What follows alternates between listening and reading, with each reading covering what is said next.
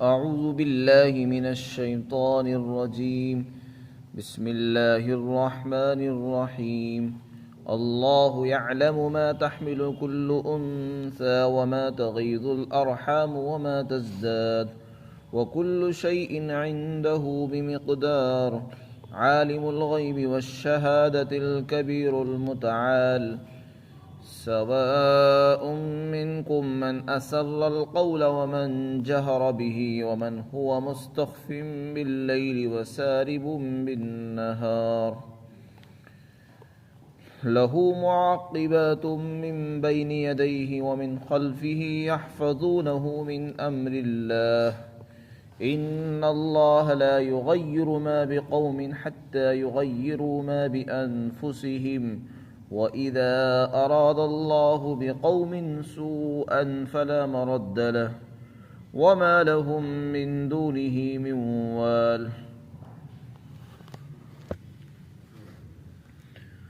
اور اللہ تعالیٰ جانتا ہے جو کسی مادہ کو جو حمل ہوتا ہے اور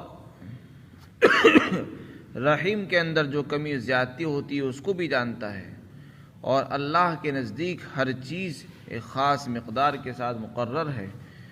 وہ ہر چھپی ہوئی اور ظاہر چیزوں کو جاننے والا ہے، وہ بڑا ہے اور برتر ہے. اور تم میں سے جو شخص کسی بات کو چھپا کر کہے اور جو پکار کر کہے، اور تم میں سے جو شخص رات میں چھپا ہوا ہو کسی جگہ پر، اور وہ شخص جو دن میں چلتا پھرتا ہو، یہ سب اللہ کے نزدیک برابر ہیں.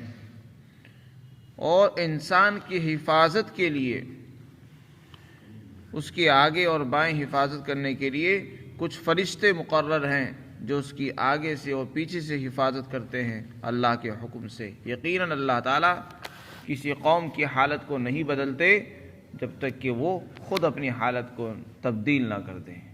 اور جب اللہ کسی قوم کے ساتھ مصیبت بھیجنے کا ارادہ فرماتا ہے تو اسے کوئی واپس کرنے والا نہیں ہے، اور اللہ کے سوا ان کا کوئی مددگار نہیں ہے. ان آیات میں اللہ تعالیٰ نے اپنے وسیع تر علم کو بیان فرمایا ہے. جیسا کہ پہلے بھی معلوم ہے، اللہ تعالیٰ کا جو علم ہے بہت وسیع ہے، ہر چیز کو حاوی اور محیط ہے. اللہ کے علم کے برابر کسی کا علم نہیں ہے. اور جو یہ کہے کہ اللہ کا جو علم ہے وہ فلاں کا بھی علم ہے، اسی کا نام ہے شرک. یعنی اللہ کی صفات میں سے کسی صفت میں مخلوق کو اللہ کے برابر سمجھنا، اللہ کی ذات کے برابر کسی کو سمجھنا، صفات میں سے کسی صفت میں کسی کو برابر سمجھنا، اسی کا نام شرک ہے. تو اللہ تعالیٰ غیب کو جانتا ہے، ہر چھپی اور ڈھکی چھپی چیزوں کو جاننے والا ہے. کتنا بڑا علم ہے اللہ تعالیٰ کا، اس کی وسعت کا ہم اور آپ اندازہ نہیں لگا سکتے. اللہ فرماتے ہیں ہر مادہ کے پیٹ میں جو حمل ہوتا ہے اس کو اللہ جانتا ہے، چاہے وہ عورت ہو یا جانور ہو، جانوروں کی مادائیں ہوں، پرندوں کی ہو، درندوں کی ہوں. ہر مادہ کے پیٹ میں جو حمل ٹھہرتا ہے اس کو اللہ جانتا ہے. مطلق فرمایا حمل کو جانتا ہے. اس میں ساری چیزیں آ گئی. حمل کب ٹھہرا اس کو بھی جانتا ہے، اور کب تک رہے گا اس کو بھی جانتا ہے، اور اس میں جو بڑھوتری کمی زیادتی ہوتی ہے وہ بھی جانتا ہے. اسی طرح بچہ لڑکا ہوگا یا لڑکی ہوگی، نر ہوگا یا مادہ ہوگا، اس کو بھی جانتا ہے. اسی طرح اس کا رنگ کیسا ہوگا وہ بھی جانتا ہے. اس کو ہر چیز کی تفصیلات کا علم ہے جو کسی اور کو نہیں ہے. آگے فرمایا اور رحم کے اندر، رحم کہتے ہیں بچے دانی کو، رحم کے اندر جو کمی اور زیادتی ہوتی ہے، زیادتی یعنی بچے کا بڑھنا، اور کمی کس اعتبار سے ہوتی ہے؟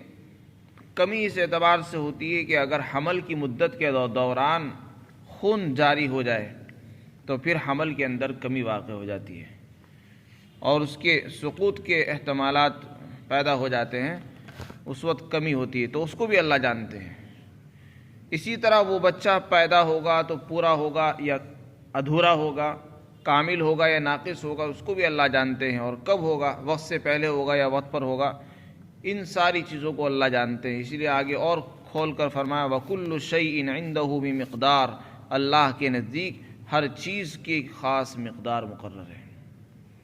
ہر چیز میں سب چیزیں آ گئی، اس میں حمل بھی آ گیا، اس کی کیا مقدار ہے، جو بچہ پیدا ہوگا اس کی بھی مقدار معلوم ہے، اس کی مدت، اس کا رزق اور اس کے اخلاق، اس کا ایمان، سب چیزیں اللہ کے یہاں مقرر ہیں. عالم الغیب، وہ غیب کو جاننے والا ہے، ہر چھپی ہوئی چیزوں کو جانتا ہے اور ہر ظاہر چیزوں کو جانتا ہے. وہ بہت بڑا ہے اور برتر ہے. پھر آگے اللہ تعالیٰ کے علم کی اور وسعت بیان فرمائی کہ وہ کیسا ہے. اس کا علم اتنا زبردست ہے کہ تم میں سے جو آدمی چپکے سے بات کہتا ہے، خفیہ طور پر کانوں میں بات کرتا ہے، اللہ اس کو بھی جانتا ہے، اور جو کھلم کھلا کرے، زور سے پکار کر کہے کسی کو، وہ بھی جانتا ہے. اس کا علم دونوں کے لیے برابر ہے. اسی طرح اگر کوئی آدمی رات میں کسی جگہ چھپ جائے، چھپا ہوا ہو، اور یہ سوچتا ہو کہ جہاں میں چھپا ہوں میری جگہ کا کسی کو علم نہیں ہے، اللہ تعالیٰ اس کو بھی جانتا ہے، اس کے ٹھکانے کو. اور جو دن میں سب کے سامنے کھلم کھلا چل رہا ہو اس کو بھی جانتا ہے. اللہ تعالیٰ فرماتے ہیں جیسے دن کے جاننے والا دن میں چلنے والے کا علم کوئی مشکل نہیں ہے، اسی طرح میرے لیے رات میں چھپے ہوئے لوگوں کو جاننا کوئی مشکل نہیں ہے. میرے لیے دونوں برابر ہیں. ہلکی آواز سے بات کرنے والے، زور سے بولنے والے، راتوں میں چھپنے والے، دن میں چلنے والے، میرے لیے سب برابر ہے، یعنی سب کو میں جانتا ہوں. یہاں اس مقام پر بعض لوگوں کو یہ وہم ہو جاتا ہے، اشکال ہوتا ہے کہ یہ اللہ کی کیا خصوصیت ہے کہ ماں کے پیٹ میں کیا چیز ہے. آج کی سائنس نے جو ترقی کی ہے اس کے ذریعے سے آج کے ڈاکٹر وہ بتا دیتے ہیں کہ پیٹ میں کیا ہے، بچہ ہے یا بچی ہے، اور حمل ناقص ہے یا پورا ہے، بچہ ایک ہے یا جڑوا بچے ہیں. ان چیزوں کا علم آج کے ذریعے سے بھی ہو جاتا ہے، آلات کے ذریعے سے، مشینوں کے ذریعے سے ہو جاتا ہے. تو اس کا جواب یہ ہے کہ اللہ کا جو علم ہے اس کا تو کوئی مقابلہ ہی نہیں کر سکتا. اور اگر کوئی آدمی یہ یقین کرے کہ جو اللہ کو علم ہے وہ ڈاکٹروں کو بھی ہے تو اسی کا نام ہے شرک. اس لیے کہ دونوں میں بہت بڑا فرق ہے. ڈاکٹروں کو جو علم ہوتا ہے وہ یقینی نہیں ہوتا، وہ ایک تجربہ ہے، ان کا ایک اندازے ہے، وہ غلط بھی ہو سکتے ہیں. اور اللہ کا جو علم ہے وہ یقینی ہے.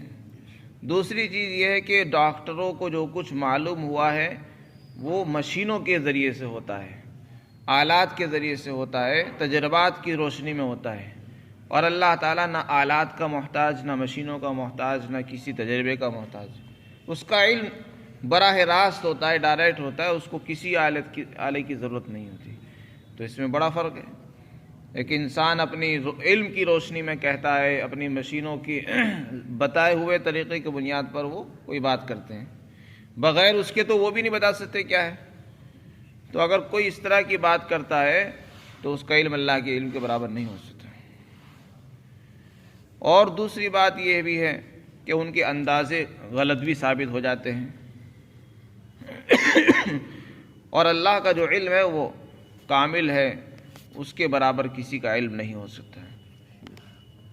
اللہ کو تو یہ بھی معلوم ہے کہ وہ بچہ لڑکا ہوگا یا لڑکی ہوگی، بلکہ اس سے بھی بڑی بات یہ ہے ان کو تو آج معلوم ہو رہا ہے، جبکہ انہوں نے اس پر ریسرچ کیا اور پھر انہوں نے مشینوں کے ذریعے سے اس کو چیک کرتے ہیں، ٹیسٹ کرتے ہیں، اس کے بعد پتہ چلتا ہے کہ ہاں کچھ ہے. اللہ کا جو علم ہے وہ تو اس دنیا کے وجود میں آنے سے بھی پہلے ہے. اس کائنات، اس عالم کے وجود میں آنے سے اور اس عالم کی تخلیق سے بھی پہلے اللہ کو معلوم تھا کہ اس دنیا میں کیا ہوگا، کون آئے گا، کس کے یہاں بچہ ہوگا. اس کو اسی وقت علم تھا جب یہ دنیا بھی نہیں تھی، جب یہ ڈاکٹرز بھی پیدا نہیں ہوئے تھے، اس وقت بھی اس کو علم تھا. تو کتنا بڑا فرق ہے ہمارے میں اور ان کی معلومات میں، اللہ کے علم میں اور ان کی معلومات میں. تو اس لیے ڈاکٹروں کے علم کو اللہ کے علم کے برابر نہیں کہا جا سکتا ہے. اس لیے کہ اللہ کا جو علم ہے وہ تو ازلی ہے، ہمیشہ سے چلا آ رہا ہے، اور ان کو آج پڑھنے کے بعد، پڑھ لکھنے کے بعد پتہ چلتا ہے، اور وہ نہیں اللہ کے علم کے برابر وہ بھی نہیں پہنچ سکتے ہیں. پھر آگے اللہ تعالیٰ فرماتے ہیں لہو معقبات من بین یدیہ، انسان کی حفاظت کا اللہ نے عجیب و غریب انتظام فرمایا ہے۔ لکھا ہے علماء نے، انسان جب بچہ ماں کے پیٹ میں جب اس کی تخلیق شروع ہو جاتی ہے، رحم مادر میں حمل قرار پاتا ہے، اسی وقت سے موت تک اللہ تعالیٰ مختلف مرحلوں میں مختلف فرشتوں کی تعداد کے ذریعے سے اس کی حفاظت فرماتے ہیں۔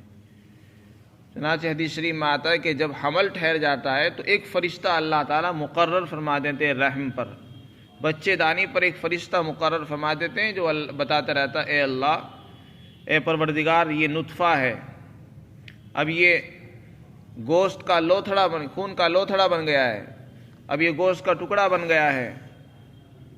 اس کے بعد پھر جو اللہ کو حکم منظور ہوتا ہے تو اللہ تعالیٰ فیصلہ فرما دیتے ہیں، اگر لڑکا پیدا کرنا ہو تو لڑکے کا حکم دے دیتے ہیں، لڑکی پیدا کرنی ہو تو لڑکی کا فیصلہ فرما دیتے ہیں۔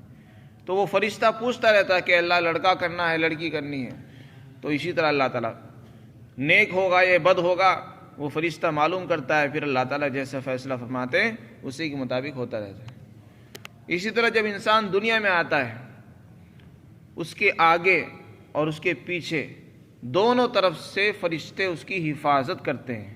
کتنے فرشتے کرتے ہیں اس کی تعداد تو یقینی طور پر معلوم نہیں۔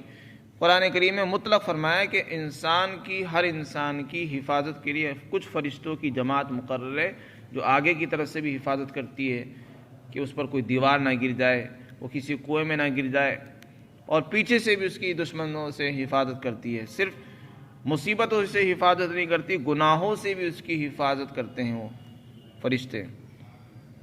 لیکن جب ان کی مصیبت کا وقت مقرر آ جاتا ہے پھر وہ فرشتے ہٹ جاتے ہیں، لیکن عام حالات میں وہ اس کی حفاظت کرتے ہیں۔ اسی طرح دو فرشتے ہر انسان کے ساتھ کرامن کاتبین اس کے کاندھوں پر لگے ہوئے ہیں، جو ان کے نامہ اعمال لکھ رہے ہیں، اچھے برے اعمال کو لکھتے ہیں۔ ان کی تعداد تو متعین ہے، 2 ہیں۔ ان کے علاوہ حفاظت کے فرشتے بھی الگ ہوتے ہیں جو ان کے ساتھ زندگی پر رہتے ہیں۔ اس آیت شریفہ میں انہی فرشتوں کا ذکر ہے۔ اللہ تعالیٰ فرماتے ہیں اور ہر انسان کے لیے کچھ فرشتے ہیں جو اس کے آگے سے اور پیچھے سے اس کی حفاظت کرتے ہیں اللہ کے حکم سے۔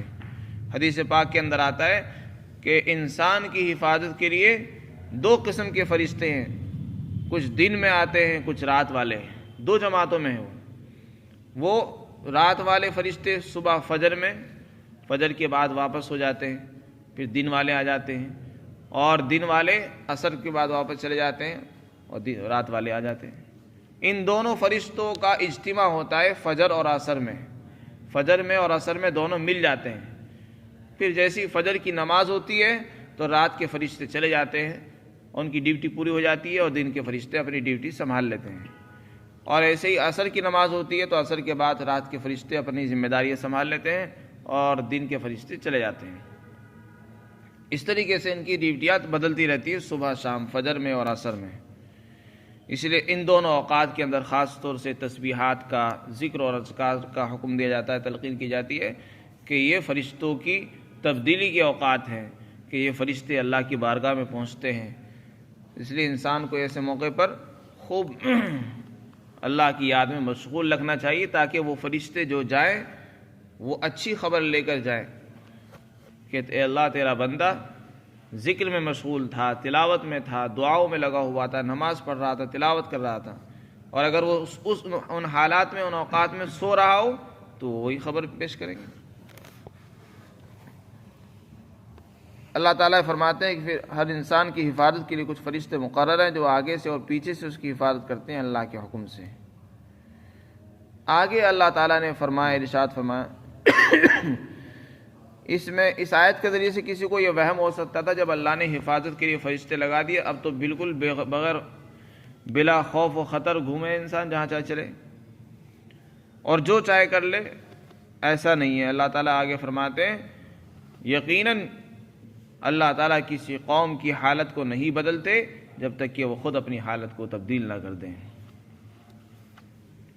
اس آیت شریفہ کا مطلب یہ ہے ہر انسان کو جو اللہ نے عافیت اور سلامتی کی حالت عطا فرمائی ہے، اور اللہ نے ہر انسان کو جو نعمتیں اور خوشحالی عطا فرمائی ہے اس کا تقاضا یہ ہے کہ وہ اس کا شکر ادا کریں، نعمتوں پر اللہ کا شکر، اس کی فرمانبرداری کریں۔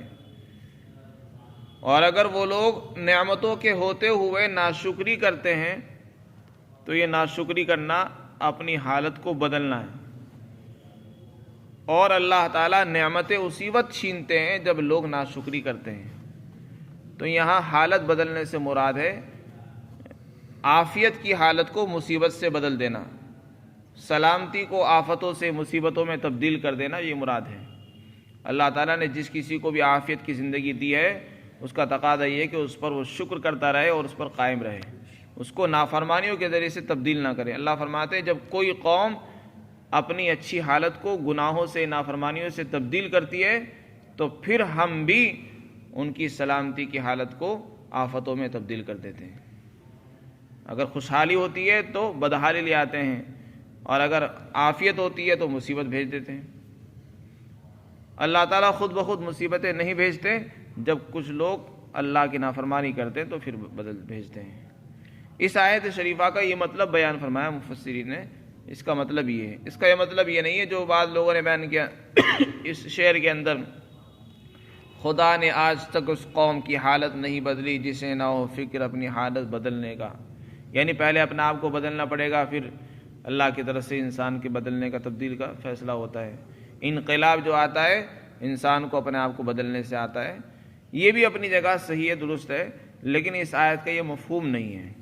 اس آیت کا مفہوم یہ ہے کہ اللہ نے جو کسی کو حالت عطا فرمائی ہے نعمتوں کی، وہ نعمتوں کی حالت تبدیل ہوتی ہے اس کے خود بدلنے سے۔ اگر وہ نافرمانیوں میں اس کو استعمال کرے، اللہ کے حکموں پر اس کو استعمال نہ کرے، تو پھر اللہ تعالیٰ وہ نعمتیں چھین لیتے ہیں، مصیبتیں بھیج دیتے ہیں۔ اور جب کسی قوم کے ساتھ اللہ تعالیٰ تکلیف پہنچانے کا ارادہ فرماتے پھر اسے کوئی ٹالنے والا نہیں ہے۔ اس میں اس کا رد فرما دیا کہ حفاظت کے فرشتے ضرور مقرر ہیں، لیکن اللہ کی تقدیر میں اگر کسی کے لیے مصیبت لکھی ہوئی ہے اور اس کا وقت پہنچ جائے اور اللہ اس کو مصیبت میں مبتلا کرنا چاہیں تو پھر فرشتے بھی کچھ نہیں کر سکتے، وہ فرشتے ہٹ جاتے ہیں اور اس کو مصیبت پہنچ جاتی ہے۔ اللہ فرماتے ہیں پھر اللہ کے سوا اسے کوئی روکنے والا نہیں ہے، اس کو کوئی مددگار نہیں ہوتا ہے۔ اللہ تعالیٰ ہم سب کو یقین عطا فرمائے۔